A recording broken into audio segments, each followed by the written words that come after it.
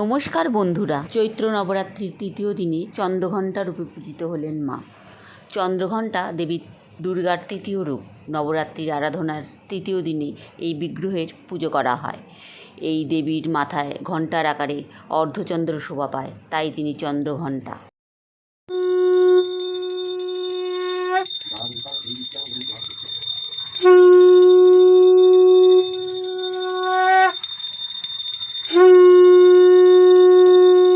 এই পূজার মাধ্যমে মায়ের কাছ থেকে আমরা সুখ সমৃদ্ধি বৈভব প্রার্থনা করি।